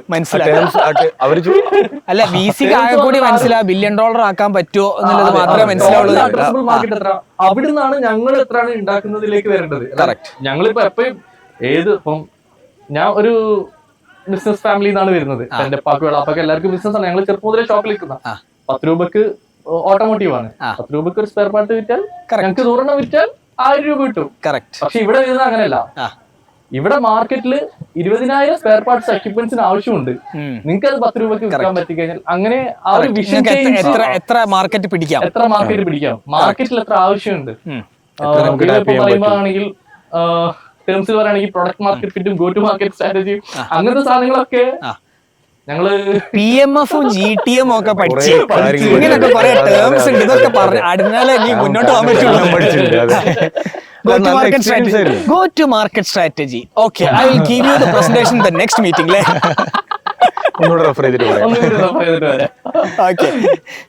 Okay, അങ്ങനെ അതൊക്കെ പഠിച്ചു നിങ്ങൾക്ക് എന്ത് മനസ്സിലായി? അതൊക്കെ പഠിച്ചു. വലിയൊരു റിയലൈസേഷൻ ഉണ്ടായി. അതായത് റവന്യൂ മോഡല് ഇപ്പൊ ഈ പറഞ്ഞത് തന്നെ ഉണ്ടായ ഒരു സംഗതിയാണ്. നമ്മളിപ്പോ ബുക്കിങ്ങിന്റെ കൗണ്ട് പറഞ്ഞു കഴിഞ്ഞാൽ നമ്മുടെ റവന്യൂ മോഡലിൽ ഒരു ഗ്രോത്ത് നമുക്ക് പറയാനില്ല. കറക്റ്റ്. കാരണം ഇന്ത്യയില് പ്രൈവറ്റ് ഫെസിലിറ്റീസിൽ നടക്കുന്ന ഗെയിംസ് ഇത്രയാണെന്നാണ് അവർ പറഞ്ഞത്. ഇതിൽ കൂടുതൽ റവന്യൂ നിങ്ങൾക്ക് ഉണ്ടാക്കാൻ പറ്റില്ല എന്നുള്ളത്. കറക്റ്റ്. അവിടുന്നാണ് ഇന്റർനാഷണൽ പോയാല് ഒരു സ്റ്റെബിലിറ്റി ഉണ്ടാവും എന്നുള്ള തോട്ട് വന്നതും ഒരു സാസിലേക്കുള്ള ഒരു പിവട്ട് നമ്മുടെ മാനേജ്മെന്റ് സോഫ്റ്റ്വെയർ. കാരണം ഷംനാസ് ഫസ്റ്റ് പറഞ്ഞ സംഗതിയിലേക്ക് ഇത് വരും. അത്രയും വെന്യൂസിലേക്ക് നമ്മൾ ട്രാവൽ ചെയ്തിട്ടാണ് മാനേജ്മെന്റ് സോഫ്റ്റ്വെയർ ഉണ്ടാക്കിയത്. അപ്പൊ നമ്മുടെ മാനേജ്മെന്റ് സോഫ്റ്റ്വെയറിൽ we were confident about it. അത് ഒരുപാട് സ്ഥലങ്ങളിൽ ഇപ്പൊ ചില ടർഫര് 2 ആപ്പ് യൂസ് ചെയ്തുകൊണ്ടിരിക്കുമ്പോൾ നമ്മുടെ മാനേജ്മെന്റ് സോഫ്റ്റ്വെയർ യൂസ് ചെയ്യുമ്പോൾ ദേ ആർ ഓക്കെ. അതിനുള്ള മെയിൻ റീസൺ എന്താന്ന് വെച്ച് കഴിഞ്ഞാൽ നമ്മൾ ഈ ഫസ്റ്റ് വെന്യൂസ് ഈ മെനു നടത്തുന്നവരോട് സംസാരിച്ചിട്ടാണ് ഈ മാനേജർ ആപ്പ് ഉണ്ടാക്കിയത്. കറക്റ്റ്, മനസ്സിലായി. അവർക്ക് മാനേജ് ചെയ്യാനുള്ള ആപ്പ്. ഞങ്ങൾക്ക് എത്ര ഏത് കോമ്പറ്റീഷൻ ആപ്പ് യൂസ് ചെയ്ത് കഴിഞ്ഞാലും സോഫ്റ്റ്വെയർ ഒരു B2B പാർട്ടിലങ്ങ് അവർ ഭയങ്കര ഡിപ്പെൻഡന്റ് ആണ് നമ്മുടെ ഫെസിലിറ്റി മനസ്സിലായി. അല്ല once you use a software you should always use a software. പിന്നെ അവരെ ലൈഫ് ഈസി ആക്കി കൊടുക്കുകയാണല്ലോ. അതെ, പിന്നെ അതിൽ ഞങ്ങൾ ആഡ് ഓൺസ് വരുന്നുണ്ട് ഒരുപാട് ഫെസിലിറ്റി ഓപ്പറേഷൻസ് മാനേജ് ചെയ്യാൻ. ഇപ്പൊ റീസെന്റ് ഞങ്ങൾ ലോഞ്ച് ചെയ്ത് പോസ്റ്റ് ഇന്റഗ്രേഷൻ നമ്മുടെ വെന്യൂ മാനേജ്മെന്റ് സിസ്റ്റത്തിന്റെ ഉള്ളിൽ ഇന്റഗ്രേറ്റ് ചെയ്തു. അടിപൊളി. അപ്പം ഈസിയായിട്ട് അവർക്ക് പേയ്മെന്റ് കളക്ഷൻസ് അതിന്റെ റീകോൺ ചെയ്യാനൊക്കെ ഭയങ്കര ഈസിയാണ്. ഇപ്പൊ ഫെസിലിറ്റി മാനേജ്മെന്റ് ചെയ്യുന്ന അവിടെ വേറൊരു ഗൂഗിൾ പേ അല്ലെങ്കിൽ ഫോൺ പേ അല്ലെങ്കിൽ വേറൊരു പോസ്റ്റ് മെഷീന്റെ ആവശ്യമൊന്നുമില്ല. എല്ലാം നമ്മുടെ സിസ്റ്റം വഴി തന്നെ. അതിലൊരു എക്സ്ട്രാ ആഡ് ഓൺ ആയിട്ട് പറയുകയാണെങ്കിൽ ഇപ്പം കുറച്ച് ദിവസം മുന്നേ വോക്സ് വാഗനിൽ കാർ സർവീസിന് എടുത്തപ്പോ കാർഡിൽ ആണ് പേയ്മെന്റ് എന്ന് പറഞ്ഞത്. അപ്പൊ അവരൊരു ലിങ്ക് അയച്ചു തന്നു. ഇപ്പം ബാങ്കുകാരൊക്കെ പ്രൊവൈഡ് ചെയ്യുന്നു. കറക്റ്റ്. ഞങ്ങളത് നേരെ പ്ലേ സ്പോർട്സിൽ കൊണ്ട് ഇംപ്ലിമെന്റ് ചെയ്തു. പബ്ലിക് സൈഡിലല്ല ഗ്രൗണ്ടിന്റെ കെയർടേക്കർ യൂസ് ചെയ്യുന്ന ആപ്പിനുള്ളിൽ ഞങ്ങൾ ഈ ഒരു ഇന്റഗ്രേഷൻ. അപ്പൊ നിങ്ങളിൽ ഇപ്പൊ ഗൂഗിൾ പേയിൽ പൈസ ഇല്ല, ക്രെഡിറ്റ് കാർഡ് കയ്യിലുണ്ടെങ്കിൽ അവർക്ക് അടിപൊളി അടിപൊളി. അവർക്ക് കുറെ കസ്റ്റമർക്ക് എന്താണോ വേണ്ടത് അത് കൊടുക്കുക. അപ്പൊ പിന്നെ ടോട്ടൽ അഡ്രസ്സബിൾ മാർക്കറ്റ് നിങ്ങൾ കണ്ടുപിടിച്ചോ? ഇപ്പൊ എന്താണ് ഇപ്പോഴത്തെ നിങ്ങളുടെ ടാം എന്താ? ആക്ച്വലി സ്പോർട്സ് എന്ന് പറഞ്ഞാല് ഒരു $100 billion ഇൻഡസ്ട്രിയാണ്. എവിടെ? ഏത് കൺട്രിയില്? All over the world.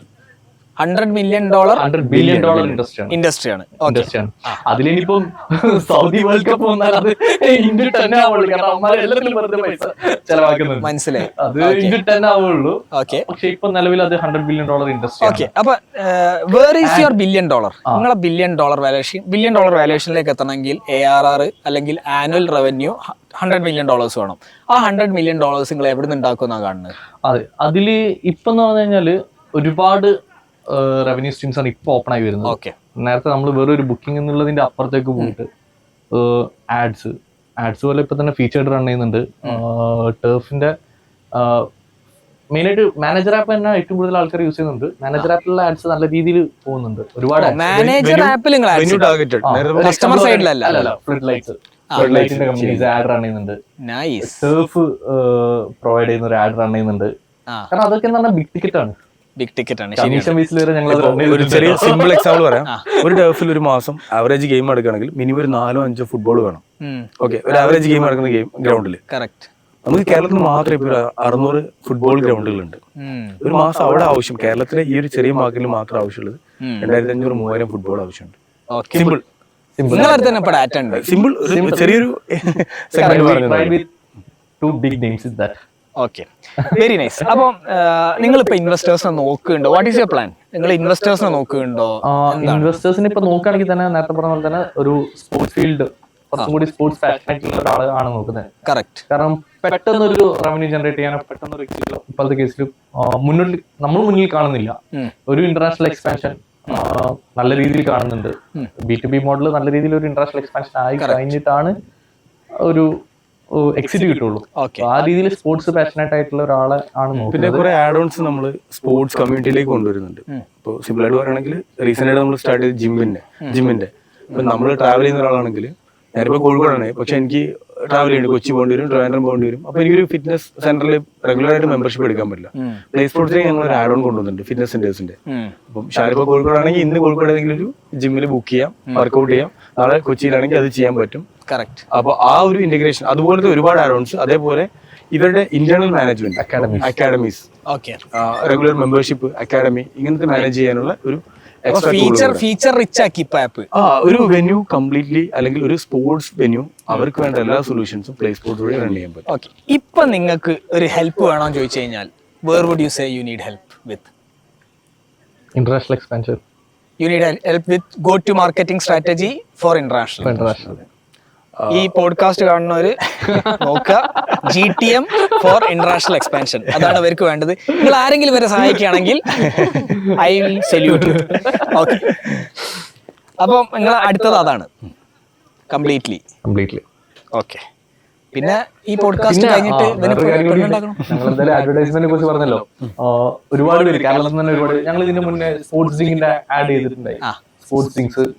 Sports drinks, energy drinks even associated with Red Bull ones. അപ്പൊ അങ്ങനെ അതേപോലെ അഡ്വർടൈസ്മെന്റ്സ് ഒരുപാട് ഓപ്ഷൻസ് ഉണ്ട്.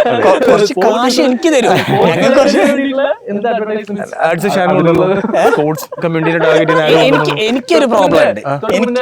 ഒരു ആളോട് ഞങ്ങളിപ്പോ അങ്ങനെ ടൈപ്പ് ചെയ്ത് പുള്ളിയോട് പറഞ്ഞു, പുള്ളി ഇങ്ങനെ മാർക്കറ്റിംഗ് അങ്ങനെ സ്പെഷ്യാലിറ്റി ആണ് അങ്ങനെ എങ്ങനെയാന്നൊക്കെ പറഞ്ഞു. ഓക്കെ കുഴപ്പമില്ല, ആഡ് കൊണ്ടുവന്നു, കമ്മീഷൻ തരാം. ഓക്കെ, കമ്മീഷൻ വേണ്ട. എനിക്ക് ചെറിയ എത്ര $5 million പറഞ്ഞ് 1%. ഓക്കെ, കഴിഞ്ഞ 1.5 മണിക്കൂർ നമ്മൾ ഒരു സ്റ്റാർട്ടപ്പ് ജേണിയിലൂടെ പോയി. നിങ്ങൾ എങ്ങനെയാണ് ആദ്യം ആപ്പിലെ സർവീസിൽ തുടങ്ങി, ആപ്പ് തുടങ്ങി, അത് കഴിഞ്ഞിട്ട് സർവീസ് ഷട്ട് ഡൗൺ ചെയ്തു, കോവിഡ് വന്നു, കോവിഡിൽ അടച്ചു പൂട്ടേണ്ട അവസ്ഥ വന്നു, അത് കഴിഞ്ഞിട്ട് നിങ്ങൾ വീണ്ടും ഉയർത്തെഴുന്നേറ്റു, ദുബായിൽ പോയി, അവിടെ ഷട്ട് ഡൗൺ ചെയ്ത് തിരിച്ചിങ്ങോട്ട് തന്നെ വന്നു, നിങ്ങൾ വീണ്ടും കുറേ ഫീച്ചേഴ്സ് ഉണ്ടാക്കി, ഇപ്പം കുറേ കൂടി കൂടുതൽ റവന്യൂ സ്ട്രീംസ് ഉണ്ടാക്കി, ഇനി വീണ്ടും നിങ്ങൾ ദുബായിൽ പോയി എനിക്ക് ഷെയർ തരാൻ വിചാരിക്കുന്നു. ഈ കോം ഷോ ആയിട്ട് ഷെയർ ഒന്നും അറിയില്ലേ? ഓക്കെ, ഈ കോം ഷോ അക്വേഴ്സ് ഷെയർ അങ്ങനെ ആക്കാം. ഓക്കെ, നിങ്ങൾ ചിരിക്കണോ, ഞാൻ കാര്യത്തിൽ പറഞ്ഞ. ഓക്കെ, അപ്പം it was very wonderful talking to you. Before we wrap the show അല്ലെങ്കിൽ എപ്പിസോഡ് എന്ന് പറയാം, സ്റ്റാർട്ടപ്പ് ഫൗണ്ടേഴ്സിനോട് എന്താണ് പറയാനുള്ളത്? Stay persistent. അതായത് തുടങ്ങി വെച്ച് കഴിഞ്ഞാൽ 1 മാസം അല്ലെങ്കിൽ 2 മാസം കൊണ്ട് റിസൾട്ട് ഉണ്ടാവുന്ന ഒന്നല്ല. ഞങ്ങൾ തന്നെ ഇപ്പം 8ാമത്തെ വർഷമാണ്, 9ാമത്തെ വർഷമാണ്. അപ്പോൾ പ്ലേ സ്പോർട്സിൽ 6ാമത്തെ വർഷമാണ്, 6 വർഷം കഴിഞ്ഞു. അതിനിടയിൽ ഇപ്പം നേരത്തെ ഞങ്ങൾ ഡിസ്കസ് ചെയ്ത പോലെ കോവിഡ് വന്നു, ഇട്ടേച്ച് പോയാലോ എന്നുള്ള ചിന്ത ഇടയ്ക്കിടയ്ക്ക് വന്നിട്ടുണ്ട്. അങ്ങനെ പലതും വരും. നിങ്ങൾക്ക് വിശ്വാസമുണ്ട്, this has A market, there is A area your product and pitching എന്നുള്ള വിശ്വാസം നിങ്ങൾക്ക് ഉണ്ടെങ്കിൽ സ്റ്റേ വിത്ത് ഇറ്റ്. എന്തെങ്കിലും ഒന്ന് റിസൾട്ട് വരും. അറ്റ്ലീസ്റ്റ് കൂട്ടിപ്പോയാലും you will have lot of learnings. ഒരിക്കലും അത് വെറുതെ അല്ല. കറക്റ്റ്. ഇപ്പോൾ നമ്മളൊരു ജോലി എടുക്കാൻ പോയി കഴിഞ്ഞാലും ബാക്കിയുള്ളവർ ജോലി ചെയ്യുന്ന പോലല്ല സ്റ്റാർട്ടപ്പ് ഫൗണ്ടേഴ്സ് ജോലി ചെയ്യുക. അവർക്ക് ഓൾറെഡി മെറ്റേമിന് ഓൾറെഡി പഠിച്ചതുകൊണ്ട് ബാക്കിയുള്ളതൊക്കെ അവിടെ പയറ്റിട്ടേ അവര് കുറച്ചും പാടുള്ളൂ. എന്താ പറയാ, നമ്മൾ മുൻകൈ എടുത്ത് ചെയ്യാന്ന് പറയില്ലേ, ആ ഒരു സാധനം കൂടി ഉണ്ടാവും ജോലിക്ക് പോകുമ്പോൾ. അതെ, മറ്റേത് നമ്മൾ ജോലിക്ക് പോയി കഴിഞ്ഞാൽ അവിടുത്തെ എന്താണോ പറയുന്നത് അത് ചെയ്യാന്നുള്ളതിനാണ്. എങ്ങനെ ഇത് സോൾവ് ചെയ്യാന്നുള്ള ചിന്താഗതി എപ്പോഴും മനസ്സിലാക്കും. കറക്റ്റ്. എനിക്ക് കമ്പനി റൺ ചെയ്യുമ്പോൾ എനിക്ക് ഏറ്റവും കൂടുതൽ ഫീൽ ചെയ്ത ഒരു സാധനമാണ്, അപ്പൊ ആരെന്ത് പറഞ്ഞാലും അത് എങ്ങനെ സോൾവ് ചെയ്യാൻ പറ്റുമെന്നാണ് എപ്പോഴും ചിന്തിച്ചത്. കറക്റ്റ്. ഇത് ആക്ച്വലി ഞങ്ങൾ ഇങ്ങനെ ചെറുപ്പത്തിൽ ഇങ്ങനെ ഓരോ സെമിനാറിന് ഓരോ ഇതിലൊക്കെ പോകുമല്ലോ, ആദ്യം കമ്പനി തുടങ്ങുമ്പോ അങ്ങനെ ഒരു പ്രാവശ്യം നമ്മളിങ്ങനെ ഓരോ പ്രശ്നങ്ങൾ ഇങ്ങനെ പറയും, അത് പറഞ്ഞങ്ങ് പോകും. പക്ഷെ ഒരു പ്രാവശ്യം നമ്മുടെ VKC റസാക്കല്ലേ, റസാക്കിന്റെ ഒരു സെമിനാറിന് പോയപ്പോ റസാക്ക് പറഞ്ഞൊരു കാര്യമാണ്, നമ്മളൊരു ബിസിനസ്മാൻ എന്ന് പറയുന്നത് അല്ലെങ്കിൽ ഓണ്ടർപ്രണർ എന്ന് പറയുമ്പോൾ നമ്മൾ പോയി ചിന്തിക്കുക പ്രശ്നങ്ങൾ എങ്ങനെ സോൾവ് ചെയ്യാൻ പറ്റുന്നുള്ളൂ. പ്രശ്നങ്ങൾ ഒരുപാട് വരും. കറക്റ്റ്. അത് ഭയങ്കരമായിട്ട് മനസ്സിലുണ്ട്. പിന്നെ എപ്പോഴും ആരും എന്ത് പ്രശ്നങ്ങളൊന്നല്ല, ഓക്കെ അതിങ്ങനെ സോൾവ് ചെയ്യാൻ പറ്റുന്നതാണ് ഫസ്റ്റ്. ആ പ്രശ്നം സോൾവ് ചെയ്താലാണ് കാശ്. സ്റ്റാർട്ടപ്പ് തുടങ്ങുന്നവരോട് എന്തെങ്കിലും തുടങ്ങാൻ വേണ്ടിയിട്ട് നമ്മൾ തുടങ്ങാൻ പോയിട്ട് കാര്യമില്ല. ഞങ്ങളുടെ എക്സ്പീരിയൻസ് ആണ്. നമുക്കൊരു വ്യക്തമായ ഒരു വിഷൻ ഉണ്ട്, അല്ലെങ്കിൽ നമുക്കൊരു ക്ലിയർ പിക്ചർ ഉള്ള കാര്യത്തിൽ മാത്രം തന്നെ നമുക്ക് ചെയ്യുന്നതല്ലേ. ഇപ്പൊ ഞങ്ങള് ഒരു ഇവന്റ്സിന് പോകുമ്പോൾ കുറെ പുതിയ പിള്ളേരെ കാണും, അത് നമ്മൾ സ്റ്റാർട്ട് ചെയ്ത അതേ സെയിം ഏജിലുള്ള. ഒരു സ്റ്റാർട്ടപ്പ് തുടങ്ങണം എന്ന് പറയാം. ഒരു എന്ത് സ്റ്റാർട്ടപ്പ് എന്നുള്ള ക്ലാരിറ്റി ഇല്ലെങ്കിൽ അത് ക്ലിയർ ആയതിനു ശേഷം മാത്രം ചെയ്താൽ മതി. എന്തിനാണോ നമ്മളുടെ ഇപ്പം പ്ലേ സ്പോർട്സ് സ്റ്റാർട്ട് ചെയ്യുമ്പോൾ ഞാൻ ഫുട്ബോൾ കളിക്കുന്ന ഒരാളാണ്. എനിക്ക് വേണ്ടി പെട്ടെന്ന് എനിക്ക് ഈസി ആയിട്ട് മാർക്കറ്റ് മനസ്സിലാക്കാൻ പറ്റി. അതേപോലെ ആപ്പിൽ ബുക്കിംഗ് കിട്ടാത്ത ഗ്രൗണ്ടിൽ നമ്മൾ ബുക്ക് ചെയ്തിട്ട് പോയി കളിച്ചിട്ട് പോലും ഉണ്ട്. നമുക്ക് പെട്ടെന്ന് റിലേറ്റ് ചെയ്യാൻ പറ്റുന്നുണ്ട് അറിയുന്ന മാർക്കറ്റ് ആകുമ്പോൾ. അറിയുന്ന പ്രോബ്ലംസ് ചുറ്റിലും പ്രോബ്ലംസ് കണ്ടു ഒബ്സർവ് ചെയ്യാൻ നന്നായിട്ട്. Correct. Okay, thank you for coming to this show. ഈ വെന്യൂ അറേഞ്ച് ചെയ്തതിന് താങ്ക് യു ഈവൺ മോർ. അടിപൊളി. ഞങ്ങള് പിന്നെ സ്ഥിരമായിട്ട് ഒരു സ്ഥലത്ത് ഞാൻ ഷൂട്ട് ചെയ്ത് ഞങ്ങൾക്ക് ബോറടിക്കുന്നു. ഇതിലൊരു വെറൈറ്റി എക്സ്പീരിയൻസ് ഉണ്ട്. രാവിലെ ഷൂട്ട് ചെയ്തു, രാത്രി ഷൂട്ട് ചെയ്തു, അടിപൊളി. നിങ്ങൾ പറഞ്ഞ പോലെ 10 ദിവസം കൊണ്ട് നിങ്ങളെ കൊണ്ട് ഞങ്ങൾ ഷോപ്പിഫൈ സ്റ്റോർ ഉണ്ടാക്കിക്കും. Your own online store done by you. അതിന്റെ ഡീറ്റെയിൽസ് താഴെ ഡിസ്ക്രിപ്ഷനിലുണ്ട്. Check it out. Thank you for coming for the show. നിങ്ങൾ ഇനി 1 കോടി റവന്യൂ, ഇതിന്റെ 10x റവന്യൂ ആയതിനു ശേഷം നമ്മൾ വീണ്ടും ഇരിക്കും. അതെ. അപ്പൊ നമ്മൾ കുറെ കൂടുതൽ പുതിയ learnings, GTM GTM to international market, world largest sports aggregated platform. 1% വർക്കണ്ട.